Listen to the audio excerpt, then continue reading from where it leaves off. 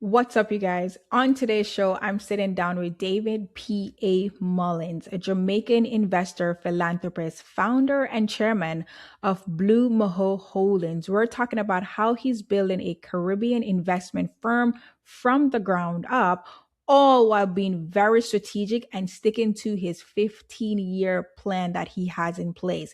You don't want to miss this. This is Legacy Talk, where someone's story can become your blueprint. I'm going to ask you guys one favor before we start this episode. Like, if you are not subscribed to the show or if you are not following the show, if you could do so kindly, I would really, really appreciate this. And at the end of the show, please share this with someone as an inspiration, just to letting them know that you're thinking about them as well. So let's get into it.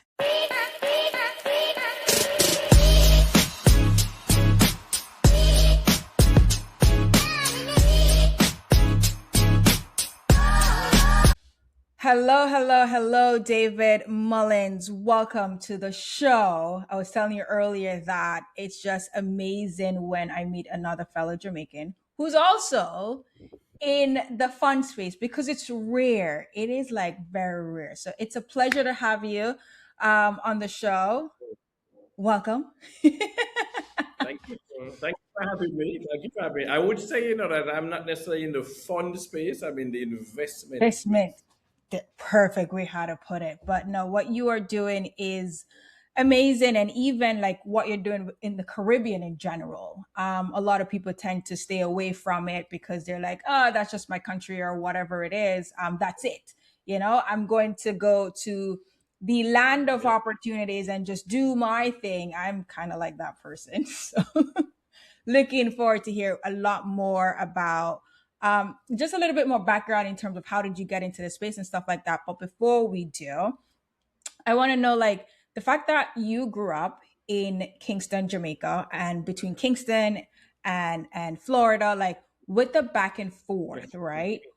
What did it like teach you about the early opportunity and access from just growing up in the Caribbean and the US as well? Oh, I like that question. So, when you grow up in the Caribbean, or I don't think it's unique to the Caribbean, but when you grow up in a developing country or an Yeah. emerging market, I feel like we suffer from a few things. But one of them in particular is something that I've heard actually is in Australia and elsewhere, but we talk about the fact that the nail that sticks out gets hammered. So we're Mm, told to conform.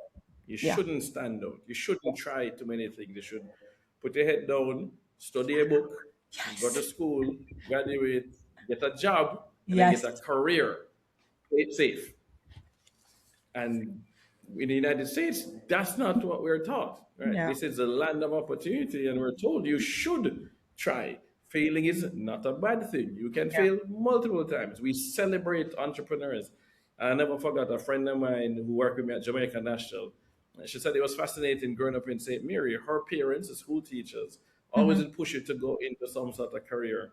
But the children who ended up doing the biggest stuff are the ones who went into business. And we thought the dunce kids went That's into business, the yes. smart kids went to medical school and went off to go and be lawyers and engineers. Hmm. And spending so much time in the US helped to reorient my thinking to realize that this is not the right way. You should actually leverage what you see, learn from successes, and support what the child wants to do. Yeah. Stop telling children that they have to be a doctor, a lawyer, engineer, a teacher, get a career, and then get a pension later on. Support them. If they want to be a musician, go and support them being that violinist. If they Yeah. want to go and play football, support them in playing football, or a Hmm. filmmaker. Support them. Lean into what they're doing. Yeah. And I think too, like even like parent, like how I grew up, my mom, and it's just seeing other Jamaican parents is always like, hey, this is the thing to do. And even now with my brother, I try to break that whole pattern of, hey, this is, you have to go to college, you have to study this. And I was like, no, but then it's also that battle as well with the parent and contradicting stuff. Like, do you get any backlash for that as well? Yeah. So I never had that problem. I Yeah. realized my parents are unique. The more I speak to people, my Hmm. parents, when I was 15, finished high school, fifth form in Jamaica. And mom and dad asked me, what do you want to be when you grow up? And I said, I Yeah. want to be a positive role model for young people around the world, especially young males in Jamaica. Mm-hmm. I said, oh man, that's not the answer we expected, but we raised you. That means you have a Yeah. plan.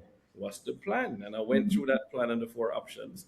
And they said, well, the last two options, those aren't mutually exclusive. We will support you in both of them. Who is your role model? And then I said, Richard Branson. And so this is a doctor who Yeah. lectures at university and a nurse saying, we will support you in your journey for football to become a professional footballer and your journey to become a successful entrepreneur who is then going to make enough money to fund the music and films that change the way the world sees Jamaica and the way Yeah. Jamaicans see themselves.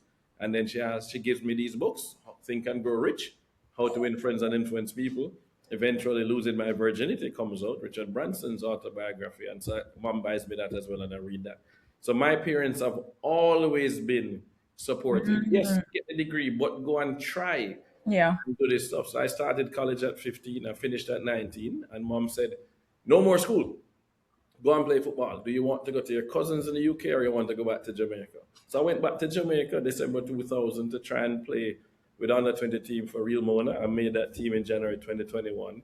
The senior team that was playing in the second division pulled me to play there as well. And that was the start of me playing football.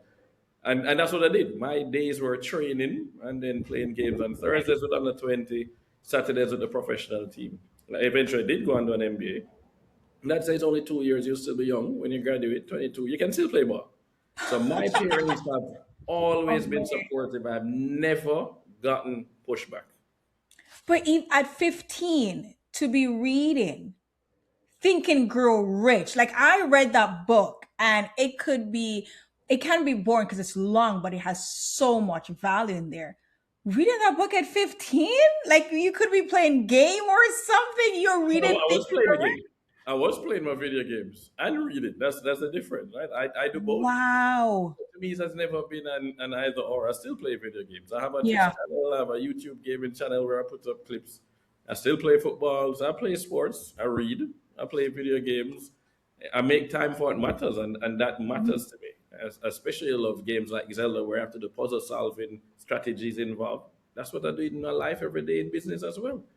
So it's Wow. great. But yeah, mom and dad, I was 8 years old when dad clipped a lavalier mic to myself and my brother Mhm. Robert and started having us read Martin Luther King speeches and Michael Manley speeches and the Bible, and then recording it and playing it back for us so we could hear ourselves and practice public speaking. So this is, to me, it's not unusual that my Oh, parents would be giving me those kinds of books. I'm studying yeah. Lee Kuan Yew and what he did for Singapore and transform that country for his people. They raised me to do this, to be honest. Wow. So that is really, really impressive because like that's not the norm for a lot of persons. So that's why I'm like at 15 reading that book and even as you said, reading documentaries and all those things with Martin Luther King. That's impressive.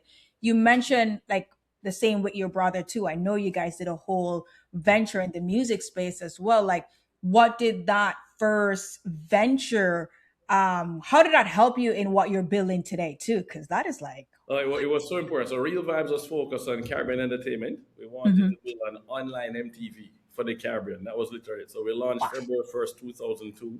And it taught us the levers that it can pull to Mhm. actually scale a business, right? We were Yeah. in our MBA program at the same time. So an MBA teaches you how to manage an existing business, not how to start a business, not how to Mhm. go from 0 to 500. It's telling you how you can go from 500 to 500,000. So Yeah. we're able to take certain things, like in my marketing classes, we want to know the 5 Ps, but we can apply that to who's our target market, right? The product, place, price, promotion, and so on. So that helped us. But more importantly, we got to learn by doing. How do you pitch an investor? What Mhm. questions do investors Yeah. ask? What systems and processes are required for you to scale? How do you negotiate a deal? So we negotiated with YouTube to become their first Caribbean media partner in 2008. And that taught me a lot, that this is a massive Awesome. company. Yeah. But it also taught us that not everybody wishes you well. And I Mm. agree. We had to learn to have thick skin. There are people who didn't think we could do it. And then even when we announced the YouTube deal, somebody actually messaged the Jamaica Gleaner to say it's not true. We have a written release from YouTube with YouTube's contact information that they put out with us, and somebody said in the newspaper that is not true. And I couldn't believe that a fellow black person would try to pull me down when they don't even know what they're talking about. So it was fascinating. It was a great lesson to learn. And not everybody is going to be on your side, but you need to Oh, shine anyway. Don't dim the light for people. yeah. Don't have thin skin, and you Mm, don't have to correct everybody. yeah. Keep doing what you're doing as long as you know what you're doing is ethical and it's Mm-hmm. true. Keep moving forward. But it also Oh. allowed us to connect with a close friend of mine, Richard Powell Jr. Richie was in the private equity space. He had done a Mm-hmm. tech startup before, was in Harvard, took time off, moved to Silicon Valley, cover of Inc. magazine before 20 years old as a Jamaican, and then exited that business, launched a private equity firm. And we asked him to join as our chairman, and he wrote a check. He invested in Blue Mahoe. Not in Blue Mahoe, well, In he's an which investor in in the Blue Mahoe, no, but he invested in real investment then. But what he said to me, you have a 99% chance of failing at a Ooh. startup. Mm-hmm. Don't worry about that. You're going to learn these lessons. I needed to learn private equity. You have a better chance of buying a profitable existing business domicile in a strong long-term growth industry. That you understand. So again, to learn investing in private equity, I will write this check for 25K on one condition. You are going to study Warren Buffett and every book that my mentors gave me, you're going to read them and discuss with me. We're going to read every single letter to shareholders Warren Buffett has written since the 1960s, and we're going to discuss them. And every 3 months, I had to fly to Orlando to sit with him and meet, and then I got to follow all his deals. Here's the deal we're looking at. Here's the due diligence. Here's a term sheet. Here's how we raised the money. Here's how the deal went after we bought the company. So I got an inside Mm. at Yeah. the private equity side of things. And now I switch from Richard Branson as a role model to Warren Buffett Okay. as a role model. So that is how we transition from this entertainment business to the investment space. Wow. That was gonna be my next question because like entertainment and then switching to the investment side of it, like that I feel like everything was in alignment All in with alignment. And all in ultimately, alignment. so Steve Jobs has a quote that I actually disagree with. I disagree with half of it. So he says, rightfully, that you cannot connect the dots looking forward. Mm-hmm. But then he goes on to say that you can only hope that the dots connect with your future, right? You need to Yeah. focus on what you want to do. I Yeah. disagree with that second part. You can connect the dots looking backwards.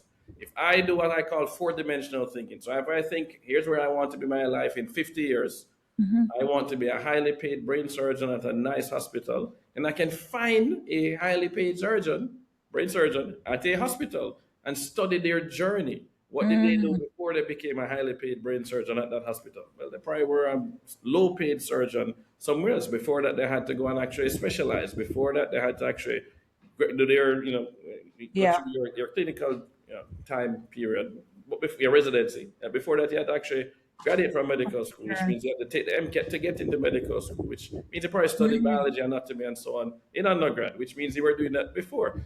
Those are all dots. Those are steps. Yeah. That's a recipe that you can follow. You then figure out Oh, where along that line are you.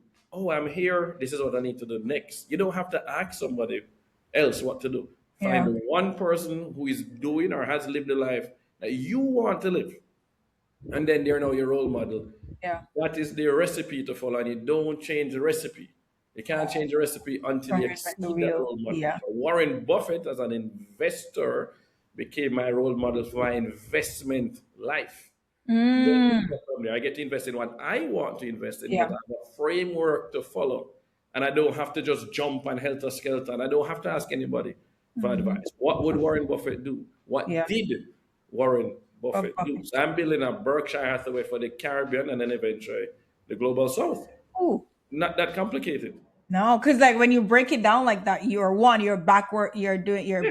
you're backward something backward engineering, everything else. Reverse engineering. Reverse engineering. But we And don't do that enough for other parts of our no, life. We no, don't you do don't. that for lawyer, for engineer, for doctor, Hmm.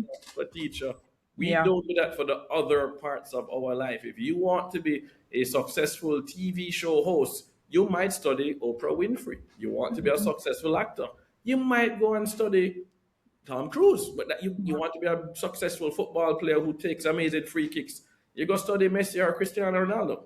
It's actually not that complicated when you start Oh, thinking about when it. you, yeah, the way how you break it down like that, it makes so much more sense. And we're in an era now where the information is out there. is actually we have so much information people refuse to pay attention to it. There's so much they don't search, Yeah. they just ask questions in Yes. public as if Google isn't free. Google is free.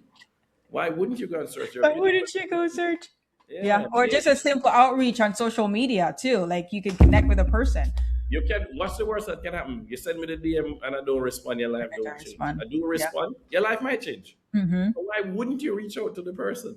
Yeah. Oh my gosh. Just a simple reach out to you. They reach out to me. Exactly. People are more accessible today than ever before. You are Yeah. fortunate to be born in this era. It's as Mhm. simple as that. Yeah. Oh my gosh.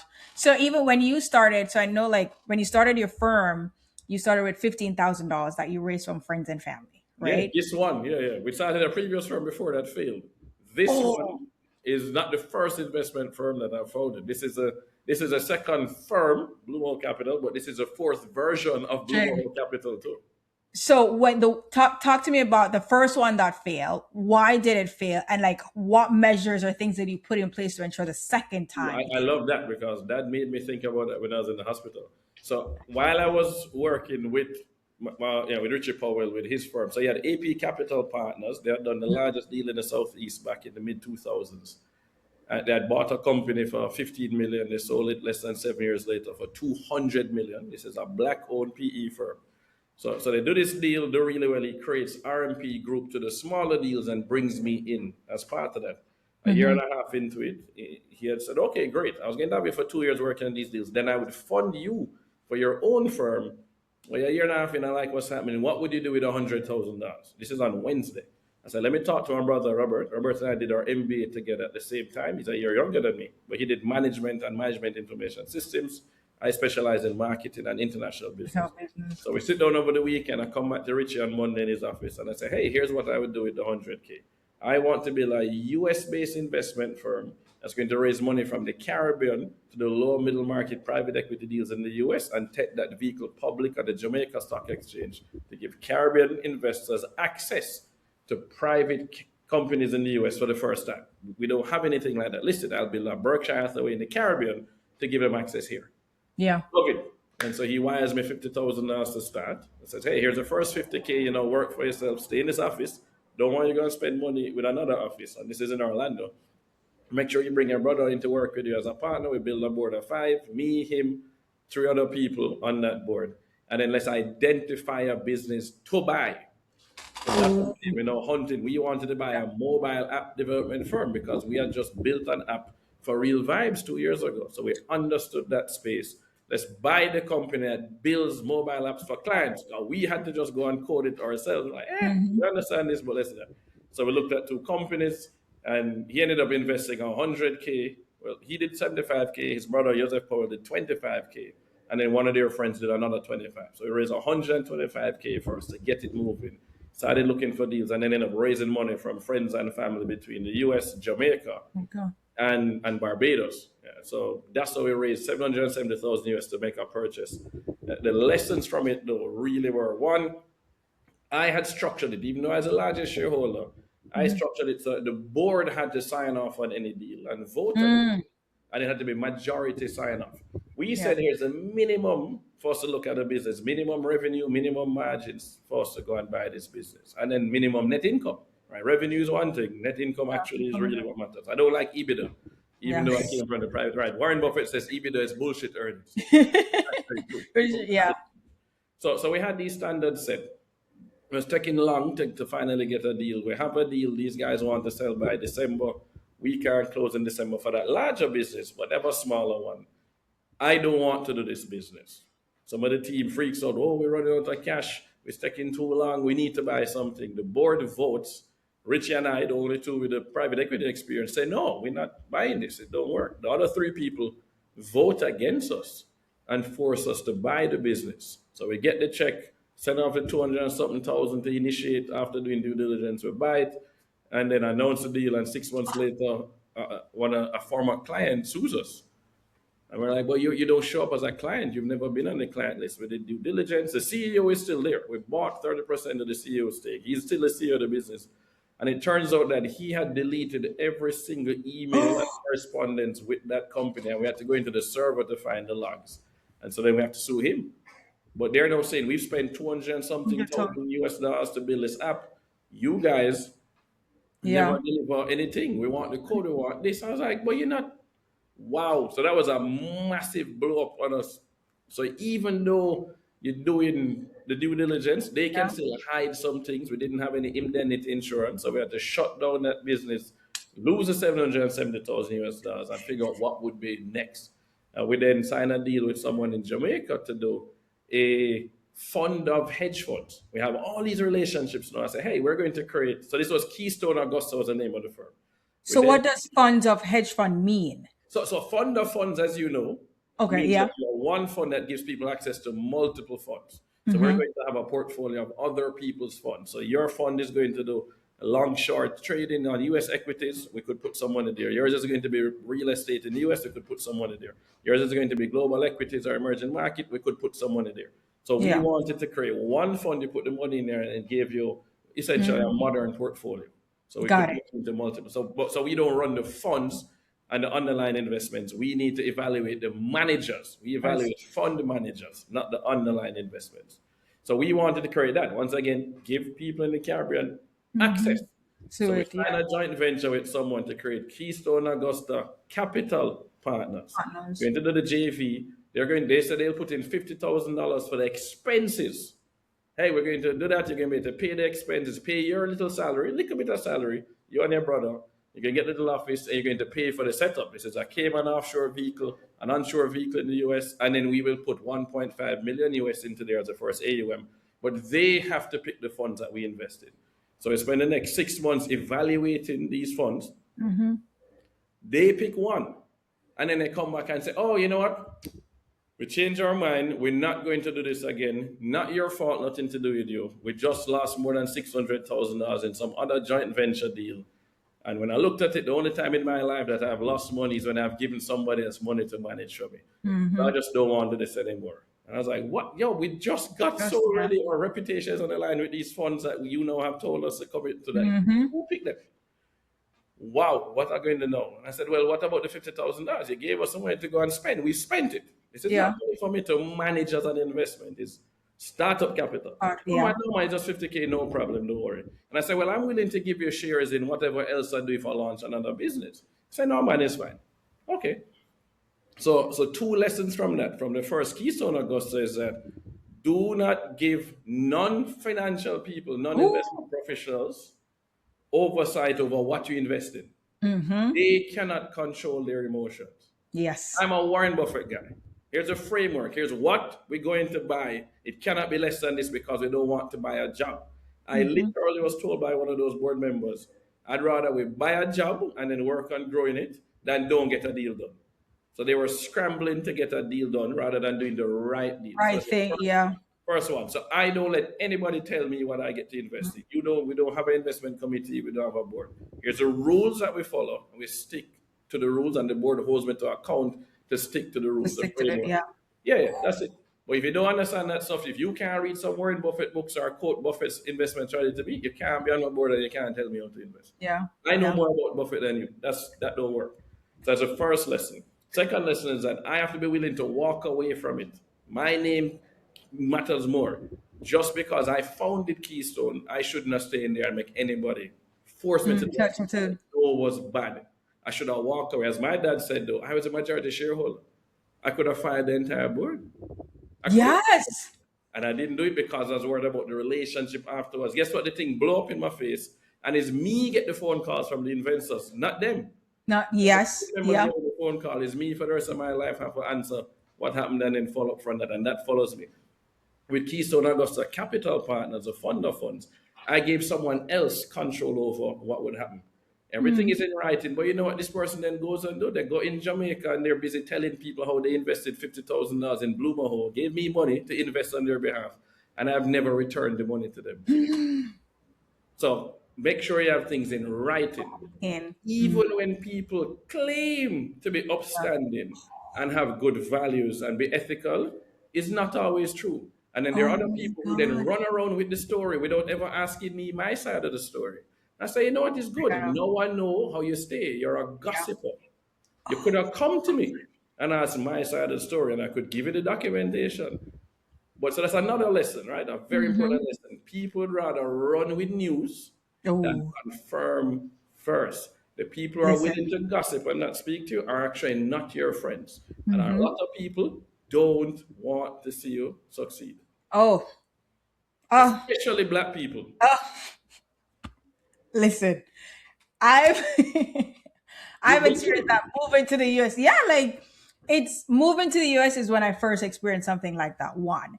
And two, like I've learned, like when I was going through the paperwork with the attorney, they're like, hey, like don't make sure if you have a board, they're just there to advise. You Yeah, yeah. want to remember that you are the expert in this thing. You've done it. You have your criteria. They're just there as a guide. Yeah, That is capital it. governance. Oh, listen. Yeah, man. Oh So my God. yeah. So this is a fourth version of Blue Mahoe because we brought in partners, had to get rid of partners, tried to steal the first company from me. I mean, we've had all of that. Well, I think I can do it just as good as you. But you've Go never ahead. worked in private equity. All you did was write me a check. Right? You lay out what the vision is, you lay out how long it's going to take, you be very clear about what the capital is going to be used for, and then some people just, man, it's taking too long, I want my money. Mm-hmm. If you invested in Airbnb or Facebook or Amazon, you can't just get back your It's money. You invested in a startup, you sign a document saying I sign. understand the risk. You convince me you want to be part of this whole thing, whether as an investor or A partner. joining the team. But Yes. then when it takes too long, in your opinion, then it's a problem. And then you Yeah. make me out to be a villain. And I was like, no, here's the paperwork, here's what's happening. If you want to poke holes in the boat, we're going to throw you overboard. Right? There are a But lot the of I people, if they can be captain of your ship or co-captain of your ship, ooh, they would rather sink the ship. There are people like that, and you have to be very, very careful. careful. And if they are poking holes in the ship and they cause a mutiny with the team, it's better to leave and build a new ship. But I'm gonna assume that with all of that now, like have strict criteria with selecting partners, Oh yeah. investors. That's why I have no co-founder for Blue Mahoe Holdings or Blue Mahoe Capital. I There don't is blame you. no co-founder. That's why I'm the largest shareholder. That is why I'm the Yeah. chairman. I will eventually not have complete voting control, and that's fine because I have to earn my keep with the investors who have put in there. I need to keep earning my keep every single year. I need to Yeah. prove that I deserve to be here. But at the start, it is my way because I am the one who has read every single letter the shareholders at Buffett has written. I'm the one that studied Michael Leachin and Howard Marks and Steve Schwarzman and studied Blackstone and BlackRock and Goldman Sachs and Charles Schwab. Don't tell me how to execute this. I am the one who's laid out the plan and studied the most. I've read more books than every single person I know when it comes to business, to entrepreneurship, to pitching, marketing. So why would I then have you come and take that role? I need you for this role. It's a football team I build it. Here's my job. I manage the team and happen to play as a striker to score goals. That's how I play in real life. Somebody else needs to be in midfield who is going to provide the service to help me score, right? That's where sales can come in, marketing, and all. But then you have your defense to protect the castle that we're building, and we want a moat. So we have a moat, and they're on the other side to protect it.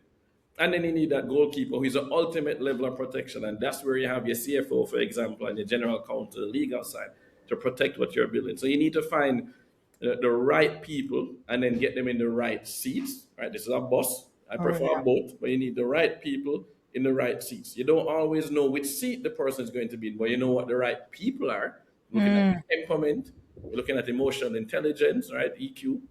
We Yeah. want to Yeah. look at skills. We want to look at how they deal with conflict resolution, how well they work with other people, how big they think, Think. right? Yeah. Are they willing to get down and get their hands dirty in a startup? Are they more for when you get to that growth phase or when you are at the mature phase?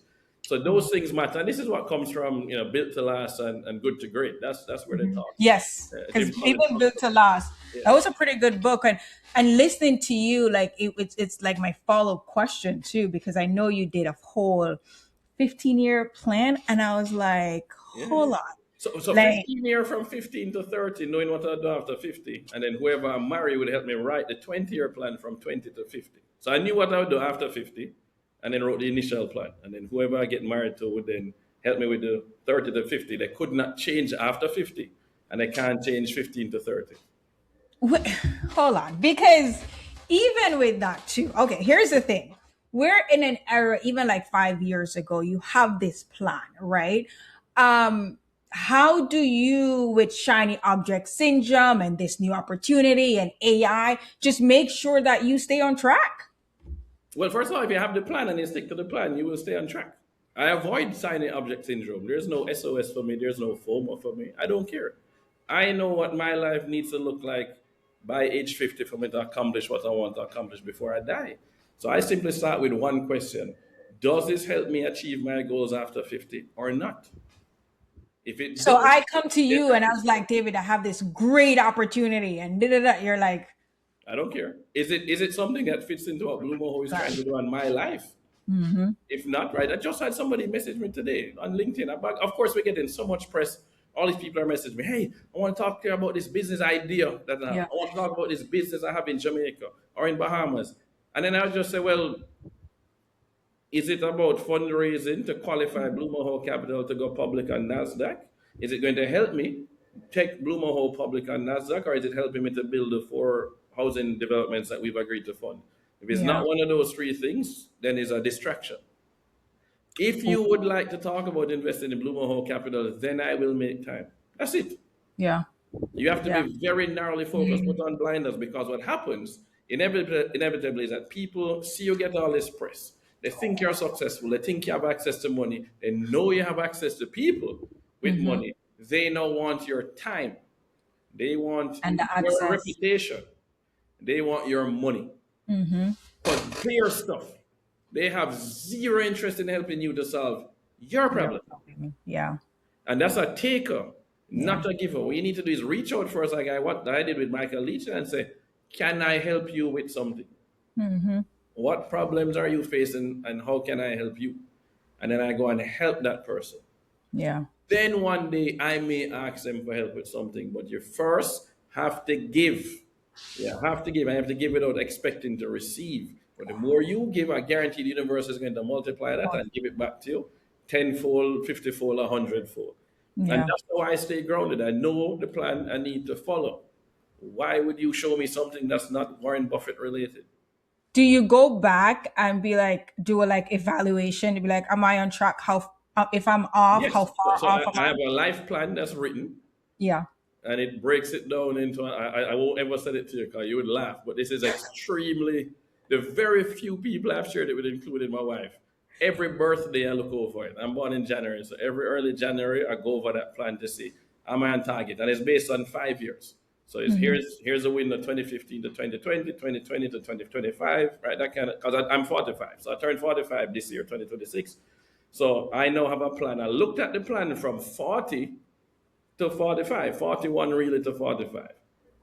Okay, what did I accomplish? What did I not accomplish? Why didn't I accomplish these things? So there was a list of 53 things that I wanted to get done. This is including get featured in Black Enterprise, get a Bloomberg TV interview. All of that was in there. I accomplished 3/4 of them, and then there were a few I didn't accomplish. So now I need to move them into 45 to 50. I needed to get it done in a 20-year span. I only have less than a quarter left. Why didn't I get those accomplished? Was it because I picked the wrong person to try and help me? Was I afraid of what people were going to say?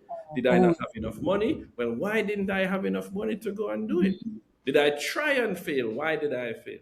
And then you move forward, right? You have to do a post mortem. Then you're going to iterate and come back. So yeah, I yeah. do that every single year to make sure am I on track, and this includes relationship. So as a Mhm. husband, or if it don't work, where am I on the relationship part? Here's what I'm looking for. Here's what I expect. Is this happening? Is it not happening? How do I address that? Right? As a father, am I doing what I need to do as a father? As a Mhm. leader, trying to help other people, am I doing these things? Right? I got through in detail. As a business owner, as a speaker, all of that, and I'm tracking that every single year. Listen, I love that because, and I would definitely love to see that because I've done it and someone told me that I'm crazy. Yeah, I I love that. track every aspect of my life and I'm like, even now, because we're mid-year, I'm like going through and you, you checking. have you have to be intentional about the life you want to build. I'm not here to just let life happen. I don't believe in that foolishness. That's not Yeah. me. I'm not some carefree spirit. and then something just happened to me. No, I'm intentional about who I want to meet, what I want to do, who I want to inspire. That Yeah. matter. That's how I approach it. So nothing happens by accident. I was in the room and I was prepared. A whole bunch of people have been in the same rooms as me. They are not where I am today because they didn't put in the work. They weren't Yeah. prepared, right? Oprah Winfrey says, luck is when opportunity meets preparation. Portion. Yeah. So Yeah. be prepared. I had to train for my football matches. I had to train for my swim meets. The training part is what most people skip, but they want the gold medal. Yes. Ooh. So if I want a gold medal in swimming, I need to study a swimmer that's gotten a gold medal. Then I need to get a coach to help me. Right? Notice I said coach, not a Coach. mentor, Yeah. not a teacher. I need a coach to help me become better and then execute. After I prove I deserve this stuff, then I'll get a sponsor.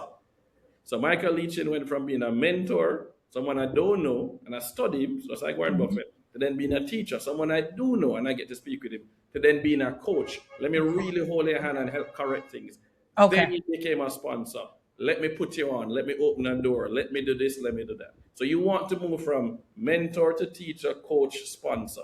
And then you execute, and then you help somebody else Oh, to do yeah. the same thing. You Same want to thing. be that for them. And I think that most people don't want to think one that is that easy in terms of you need to be intentional and plan. But then easy doesn't mean that it's easy to execute. It's easy to Yeah. understand. Right? There's a difference. Right? Difference. Easy doesn't mean that it's not actually hard to execute. Oh my And gosh. that scares some people. It actually scares other people. Like you can actually plan your life to that degree. You can be intentional about what you want to do. But there are people who started out as kids and say, I want to be an actor. And they became an actor. Became an actor. I And I want love to how becomes a gymnast. Yeah. I love how you differentiate coach versus mentor Yeah. Yeah. because people mix that up Completely a all the lot. time. All the Yeah. time. So there's a quote from Leach, and obviously I quote Mike a lot, just like Warren Buffett. But one of the ones that I love about Mike, he says that if you aim at nothing, you will hit it with perfect accuracy. Most people aim at nothing. Yeah. They do that in their personal life. They aim at nothing with who they want to date. They aim at nothing when it comes to their career or their business. Aim at nothing when it comes to their life. Aim at nothing when it comes to their health. Aim at something. Aim at You something. can change what you aim at later, but aim at something and go after it. You can't score every single time you take a shot. If you have a bow and arrow shooting at that target, you don't hit the target every time. The more you shoot at it, is the better you get. That's the training, that's Train. the practice. Listen, even oh my god, that's so because that was so good. Like I feel like I could go deeper into that, but when you received the SEC qualification, Yeah, I right. think you were the first US based to receive that, right? For I think CF First US-based company to get a SEC qualified offering for non-accredited investors to invest investors. in the Caribbean. And I've now done it twice, by the way. What was that like? How did you feel? Like how did you celebrate? What did that mean to you in that journey and the plan that you had for your The life? amount of money we had to raise and spend to get to that point, for me, obviously, crying with my wife, call my brother, who is my partner, my business at that point, in that Robert the COO now. So I had to call him and talk about that. Call mom and dad. They put in so much to this point, and then the naysayers, it shut them up. A few naysayers then said, "Well, now you have to take it public, right?" They keep moving the goalposts, and that's when you know I can ignore those idiots. You're an idiot if all you can do is, well, you can't do that, and then I do it. Well, you can't do that. Well, I'll go and do that too. You're not supported me. I don't need to hear from you. I don't need it in my life. Bye. We get to figure out who our real supporters are, who is happy for us. For you, And yeah. that's what it felt like, because when the Jobs Act was passed in 2012, I got to speak a few years later on Capitol Hill during Caribbean Legislative Week that's done by the Institute of Caribbean Studies in DC. I now sit on their board. So I was asked to speak about the Jobs Act, Jumpstart our Business Act, passed by Obama and Biden, and I got to explain how it works and how we could use it as Caribbean people. And then you fast forward 10, 12 years later, and I'm using the exact same act to do the thing I told people about because nobody did it. And so now instead of telling them how to do it, I actually did it. And now I get to be an actual example, right? There's one thing to tell people how to do something and to teach them. Yeah. Go do it now. Mm-hmm. Go do Yeah. it. Yeah. For me, it was proof that we could execute this. The plan is not crazy. And if we find the right service providers, we can get this done. Now I can do it for way less. I mean, we spend over 375,000 US on legal expenses and 5 different law firms to figure out how to get to this point. Did you raise that capital, or you have to use your own? We've all raised that capital. So I started with 15,000 friends and family. So mom, dad, my brother, my money, and 2 friends. And that's how we started the Blue Mahoe Capital vehicle. It wasn't even Blue Mahoe Capital, it was just Blue Mahoe Partners LLC in Florida. Invest that money in the Jamaican stock market, and then we go from there. I started with public equities. Let me buy public equities. Let's see if this can even work. How hard is it, or easy is it to open the investment account, the bank account, build a portfolio, test my thesis? So we start doing that first. Then we got the friends and family, and based on the way we designed it with the investment bank, I was going to raise 250,000 US. So when we got to raise a 250, and we did it foolishly, we did a set share price. We shouldn't have done a price round. I should have done a discount. So we did a price round. We then go and raise the 250K. 330,000 dollars tries to come in. And I said, no, I only need $250,000. And that's when people were in our friends are like, well, if you're turning back our money, that can't be a scam. Like, what the hell? I was like, no, there's a specific design of 15,000, 250K, then 1 million at these valuations. Because I come from the tech startup space. We work in the rounds, and I don't want to oversell at too early of a stage. So we raise the 250, and the idea is that 1/3 is going to be invested in the stock market. 1/3 is to build out the team, and 1/3 to pay the service providers, the lawyers, the accountants, to then get the filing done. Then we would go and raise the next round. So that's exactly what we did. But in the meantime, we had people running us down, hey, I still have this extra money, or invest in something, can you do a property fund to invest in US real estate? You have all the contacts. So we made contacts, we evaluated some deals, and then we created a US property fund in Florida. Took in $110,000 in 7 days, and then invested. We were an LP in a cold storage deal in Miami. That deal ended up, they sold it last year, and we ended up generating. So we took in 110K, invested that, and we paid out $67,000 to our investors after the sale of the property, after giving back their 100K. So 10K paid the lawyer, 100K. Plus the same. So we generated, after we took our fees, we paid back out 167,000. And this was still the model of doing funds to funds. Well, this one was a fund of funds model. I didn't want to do it, right? I was focused on Blue Mahoe. I'm going to take money and invest in the Caribbean. Yeah. Mainly public equities, some private equity, some private credit. That was the plan. These people now trust me because I didn't take their money. And I said, well, can you put the money to work somewhere else? Begging them, man. Yeah. Fine, we do intend to create an asset management business. Let me launch the first fund now. And so we quickly launched a property fund and did a fund of funds model to then go and make that first investment, because it allowed us to test out how would this work. I don't want to be distracted. We do intend to do an asset management subsidiary under Blue Mahoe. So let's start. And that's how we ended up doing those 2 things. Then now the investment bank is interested. We signed this deal, and we need to raise, we got to raise $1 million. So you can raise up to $1 million, give the people a discount, a 25% discount to the share price of $10. Because we knew we listed at $10 as a direct listing price. So then we had investors to come in at $7.50 a share, right? Equity investors. These are convertible notes. And so we ended up taking 1.1 million. This time I wasn't dumb enough to not take more capital. If more capital wants to come in and we feel comfortable about how we're going to use it, we would take more. Just why not? Because COVID taught us a lesson. You cannot predict what is actually going to happen in the future. Right? So we got caught flat-footed in COVID with less runway money, because the runway now needed to be longer. Yeah. So and all of this is still from non-accredited investors. And what?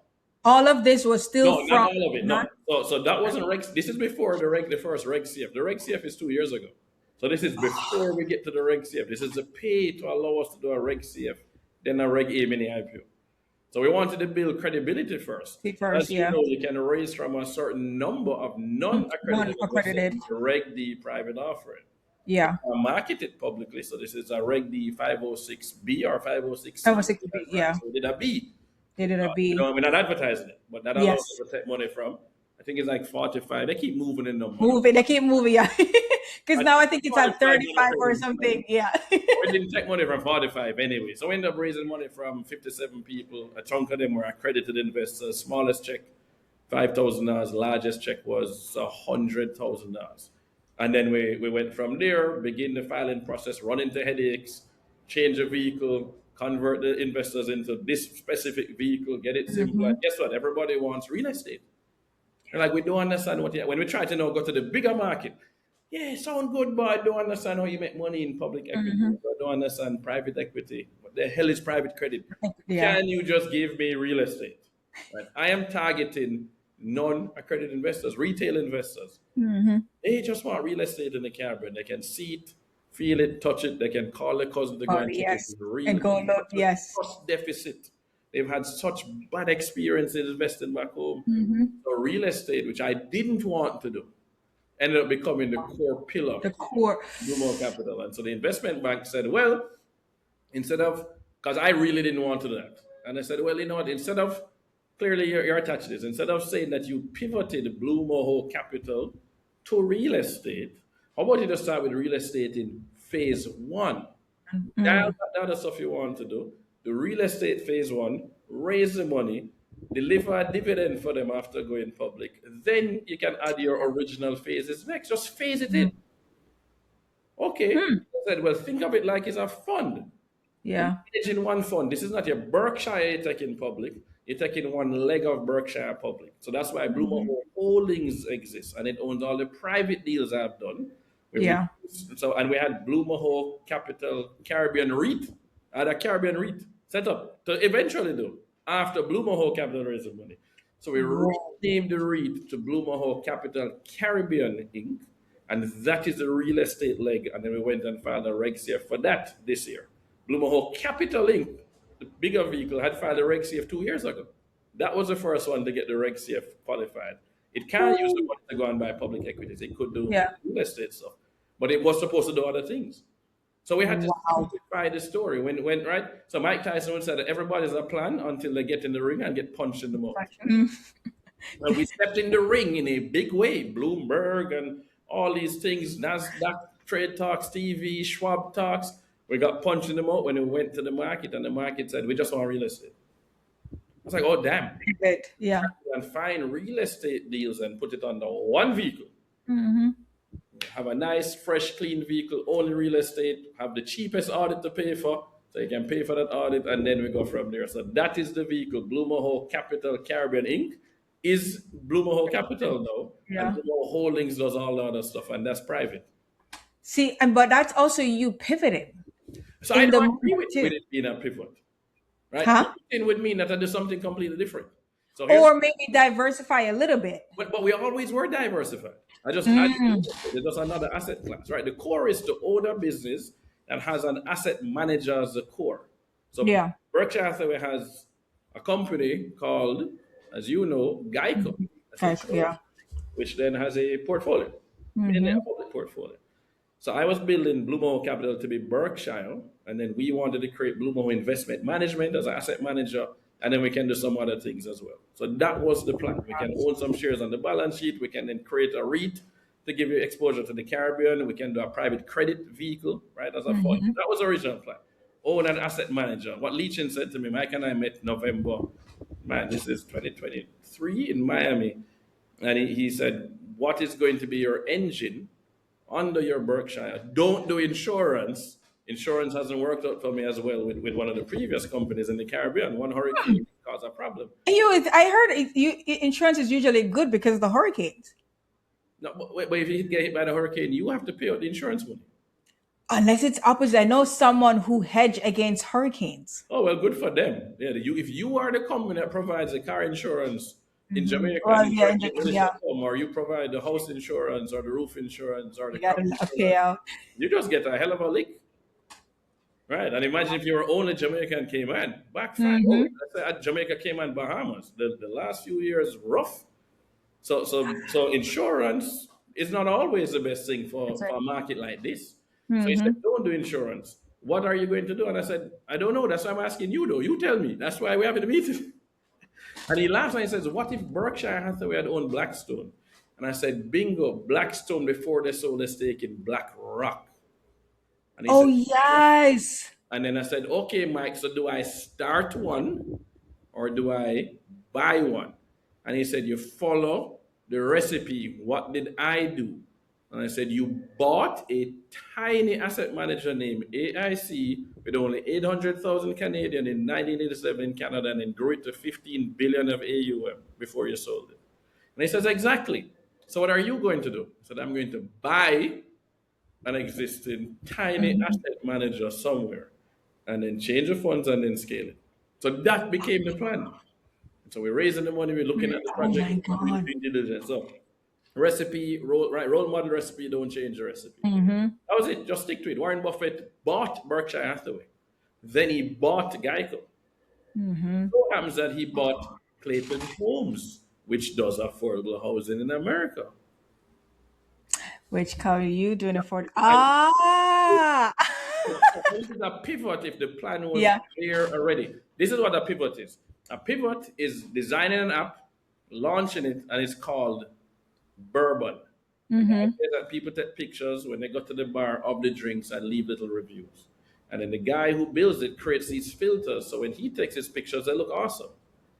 And the people are like, wow, not that many people using that, but we really like your pictures. And so he kills Bourbon and comes back with an app named Instagram with only the picture part. Yeah. And then they get bought by Facebook. That is a pivot. A pivot is building this thing called audio, not working, but the tool that they use to communicate with each other gets renamed and becomes Twitter.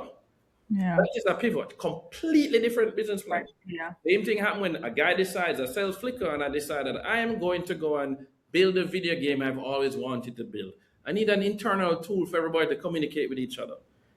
The game fails. His investors are saying, okay, you're going to just return the money or you want to do something else. I believe in you. And he says, you know what? The internal communication tool we used was really good. I'm going to try and make that into a product. Let's do a software as a service platform. And then he launches Slack, which then Public. that is a pivot. I have not pivoted. Stick to the plan. Stick to the plan. It's just going to take a little longer. Yeah. And we, you know, how you eat an elephant is one bite at a time. One bite at a time, yeah. I was trying to swallow the whole elephant. Ah. I learned my Yeah. lesson the hard way. I had indigestion. Ah. Actually, Listen. broke my jaw trying to open it to swallow the elephant. Let's put it that way. It wasn't that bad. It's oh my God, like that is like so impressive because the first time I started learning about like private equity and the whole it can feel so overwhelming, Yep. right? What would you say to someone who's trying to get into space? You just talk about when instead of trying to take down the whole elephant, small bites. What would you say to someone who's trying to get into space and all this information and they're like, "Ugh, I can't do it." So here's what I would say. So back in the Renaissance era, if you wanted to learn to become a master painter, a master sculptor, a master musician, you would study under someone, you would apprentice. You want to become a tailor, you want to become a blacksmith, you would apprentice. You'd go and Yeah. work with them for 2 years, 5 years. Today, if you want to become a master welder, you have to go and apprentice under someone. I would say apprentice. Find someone who you look up to. Has to be someone that you admire their values, their ethics, their approach to business. And then go and work for them. It don't matter how much they're getting paid. Just say, hey, I want to work with you. I want to learn from you. Can I sit at your feet? And you do that for 2 years, and you're going to learn every single thing about funds, whichever one. I worked in a PE fund, lower middle market. I worked at a hedge fund as well, so I got to see the difference. But I also got to work and did some work with Vanet Mutual Funds through an agency, and I ran their digital marketing. So that's ETFs and mutual funds. And I Yeah. got to show them market to those people. I worked in banking at Jamaican-American. I got to see how we do it on the retail side as well, marketing to the diaspora. So I got paid to learn. Yeah. Then I Wait, got the information after studying how did these things get done. So in private equity's case, you read King of Capital, you're going to read What It Takes, you're going to read Snowball Effect, which is Warren Buffett's I've heard about that one, This yeah. is from private equity. And then I would say you're going to learn why should white guys have all the fun? Reginald F. Lewis. Those 4 books. Those 4 I've books. never heard about that one. Really? Yeah, the last one I've never heard about it. First black person in the US to do $1 billion transaction. Reginald F. Lewis, why should white guys have all the fun? Oh, I'm definitely gonna check It that out. required reading when I joined my cousin's private equity firm. Richie Powell said I had to read that book and we discussed it. Oh my. Okay, definitely gonna look on that one because I've never heard about it. So I know I'm like intrigued. So I know you mentioned like you coined your term, compassionate capitalism. Yeah. I want to hear about that. So to be honest, it sounds sexier than stakeholder capitalism, but that's what it is. So, Yeah. so what we used to have before the 1960s was stakeholder capitalism. So what mattered wasn't just the shareholders, but the Mhm. community. So I wouldn't dump toxic waste in the river where my factory was because I care about the people around me. They're stakeholders in what I'm doing. Yeah. There was a change now in the 1960s, 70s, where we now talked about the primacy of the shareholder, and it became shareholder capitalism. Our profits mean more than anything else. That's what matters more. And Hmm. Milton Friedman is who presented that idea. And I think that's a bad approach to capitalism. It's a winner take all. I don't care if I kill my customer. I Mm. don't care if I poison the planet. I don't care if I poison the people around my factory. We don't care. Yeah. We need to go back to stakeholder capitalism. I prefer the term compassionate capitalism. The alliteration just works better.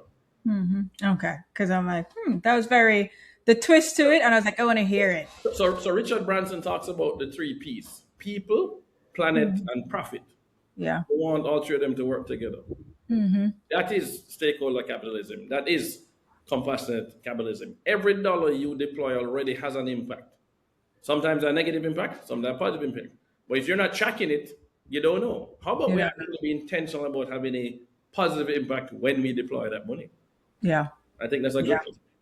What do you think when, because the podcast is about legacy talk, like, what do you think people, when they hear legacy, they think about after I come out of that thing or Yeah. I die, right? When you hear legacy, like how do you think that is playing an impact now? And then especially when you're planning Right. for after, what does that legacy look like? Right. So you have to start by deciding what you want your legacy to be. So Hmm. you have to say, when I finally die, what are people going to say about me? Some people don't care. But Yeah. if you care about legacy, you're going to ask, what are people going to say about me when I finally pass? Okay, here's what I want them to say. So in my case, my life plan starts with my obituary. Here's what I want them to write about me. Mm. Now I need to live a life that allows them to write that. Yeah. Right? Write the legacy first, then live the life that leads to that. Be intentional about the No. legacy you're building, how you treat people. Are you ethical or not? Do you tell lies or not? Are you supportive or not? Hmm. Are you charitable or not? You Or can't not. wait till you die to then try and create the legacy. And that's what happened with Andrew Carnegie. He's the best example of Ooh. someone who didn't think about his legacy until later on. Right? Yeah. He goes and builds his steel empire. It gets bought. And this is JP Morgan, right? And then Andrew Carnegie is now the richest man in the world. And all his workers hate him. All these people hate him. And he's like, oh crap, I need to fix my legacy. And then he Hmm. runs off to start naming things. Let me go and sponsor libraries and name so many libraries and a university, do the arts, right? Carnegie Hall, Carnegie Hmm. Mellon. So he then wanted to repair his image and then fix his legacy. It was late. He did it backwards. I Yeah. believe that you should be intentional from now. Don't end up being like Andrew Carnegie. Yeah. Build an intentional legacy today. Yeah. Live that life and leave that in people because you don't know how long you're actually going to live. You think Ooh. you're going to get to retire at 65 and have 30 more Mhm. years and then pass away nicely at 95. You never know. You You never know. actually never know how long you live. So make sure the legacy for the time you've been here has been impactful and lifted others. It's not about what you Mhm. accomplish for yourself. It's about what Ooh. It's you about. accomplish for other people. That's how you do a legacy. And as joking is, I made a comment 2 days ago. Damon John posted an interview where someone was saying to him, this big CEO reached out and said, "Man, I really wanted to help me with something." And Damon said, "No, no, I'm helping the little guy. I'm helping the little guy. You don't really need my help. That's not the person I want to help." And the guy says, pause for a minute. If you help me, my business is going to help millions of people. So your impact is going to benefit millions of little guys. Hmm. And that's when it dawned on him, oh, damn, I should actually be helping everyone, including the big guys, not just the little guys, because my goal is to help people. Oh yeah. My comment said, working with others to scale your impact is always better. Jesus only had 12 disciples, and look how that turned out. So Damon personally went and liked that one. I love that. With so even with the whole building the legacy, I'm sure you do succession planning, right? Yep. How does that play a role in you even building your rock star team? So from a succession planning standpoint, we have a Blue Mahoe culture book. So when I was at RMP Group, we would get a copy of the Zappos culture book. And that allowed them to say, here's our culture. If you don't fit in this culture, you're not going to stay, or we're not even going to hire you. Here are Yeah. the rules for working our business. Here's how we think, our mission, vision, and values. Johnson and Johnson is a great example of having that kind of mission. A credo is what Johnson and Johnson actually calls it. So we did the same. Here's a Blue Mahoe culture book. And if you don't fit that culture, you're not going to be in here. So now people understand our framework that we use for all our decision making. So it shouldn't matter that I'm here. Warren Buffett can safely leave Berkshire Hathaway to Greg Abel because Greg understands the culture Yeah. of Berkshire Hathaway is bigger than him. Essentially, it's your internal Bible. So for me, that's how succession planning works. If you want to go and change it, you're not going to be here. We're Yeah. not changing the recipe. We're executing the recipe because we have not exceeded the role model. We need discipline in this thing. We don't need people who think they can come in and change it and do it better. No, no, just execute this well. That's it.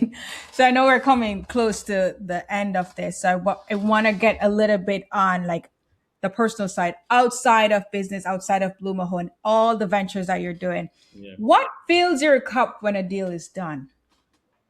Well, so I don't do that many deals, to be honest, right? I'm not a deal person, right? We're Or buying, a win? yeah, I'm buying on the whole. So what fills my cup Yeah. is when somebody sees me on the street and stops me or messages me and says, you said something in this interview, or you met me once, or I sent you a message and you replied, and it changed my life, or it impacted me in this positive way. That's what fills my cup.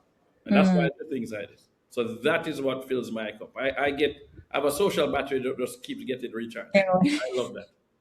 what does a regular Tuesday usually look like for David? A regular Tuesday depends on where I am. Am I in Miami, Jamaica, Orlando, or traveling somewhere else? None of my weeks are ever the same. Yeah. I have a schedule of how I try to plan those weeks. It doesn't Yeah. work out exactly the same way. But typically, it starts with opening up either the Tao Te Ching or another book that focuses on Asian philosophies. Read a quote, stop, meditate on that quote. I do a morning walk, and then I might shoot a little morning walk video to share on Instagram. I haven't done them recently, but I'll do that based on the quote that I had. Then I go eat breakfast. If I'm in Miami, I'm going to go and sit at the beach, clear my head, listen to the waves, then get my day started. And I typically will read the news in the morning, so I'll just check on some quick business news. And then I'm going to go and check my to-do list. I don't check my email. I check my to-do list. What was supposed to be done that didn't get done yesterday? Okay, let me try and knock that out quick. What's the simplest one I can get? Oh, just send this email. Send the email. Attach this document. Just get the simplest things done first. I like the snowball method. That Yeah. works with paying down debt as well. Start with the easy things, so then you get in the vibe, you get in the groove, and then get in the zone. Oh, That's what I want to yeah. get in the zone. And then if I have an interview coming up, I need to double check there's no clash that suddenly pop up and I need to cancel or change. Our And then I schedule. block out the 45 minutes before that to clear my head for the interview. So I put the phone on do not disturb, go back and refresh my memory about some of the quotes I might want to use based on that. So it might be Lee Chin, Warren Buffett, Steve Jobs, my own quotes, and then get prepared for that interview so they can have all of me present. I Yeah. don't like disturbances. And then Oh, after the interview, I need to go on downtime. So right now, for example, a friend of mine unfortunately had her leg amputated. She's here in Jamaica, a close friend of mine, godmother to our oldest son. And so when I finish the interview, I am going to pick her up, take her to the doctor, get her wound clean, and then bring her back home and hang out with her for the afternoon. family. I love that. Yeah. So Make we time for have, what matters and make time for who matters. oh, that is good. Especially when you're in the as an entrepreneur, like Oh, yes, yes. Oh, yes. Sometimes when I say make time for who matters, you matter number one. So make yeah. time for that downtime, guys. It's not 24/7 hustle, hustle, Yeah. hustle, grind. You'll end up in the hospital like me. I had to learn that the hard way too.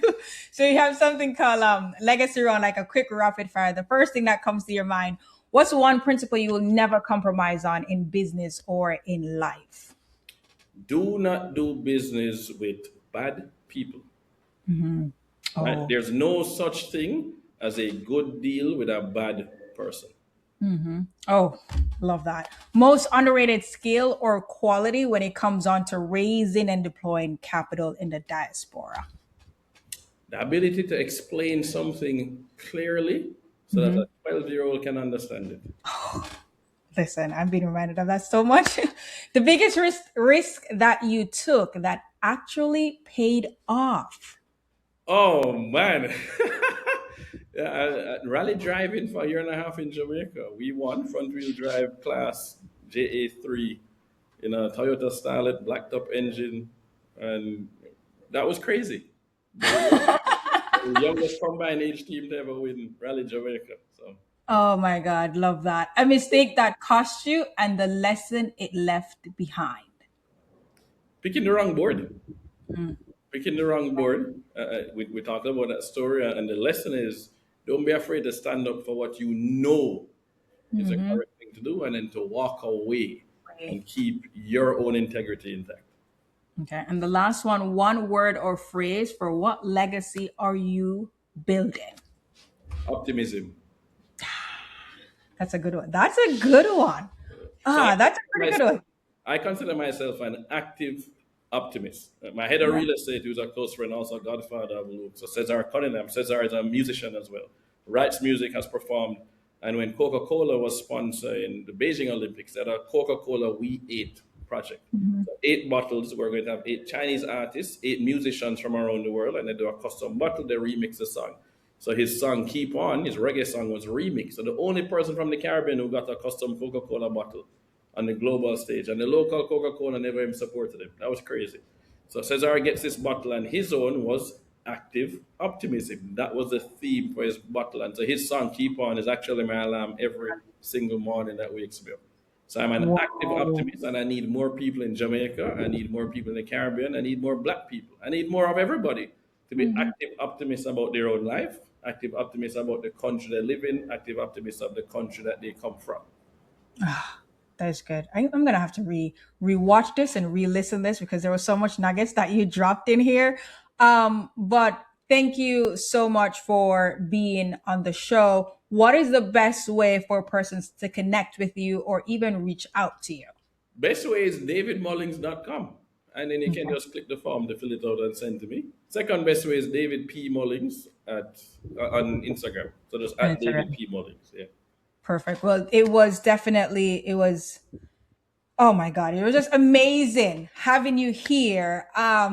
The knowledge that you've shared, the experiences, the life lessons, and I'm sure our viewers and watchers will find this of value as well. Can't wait until the official thing comes out.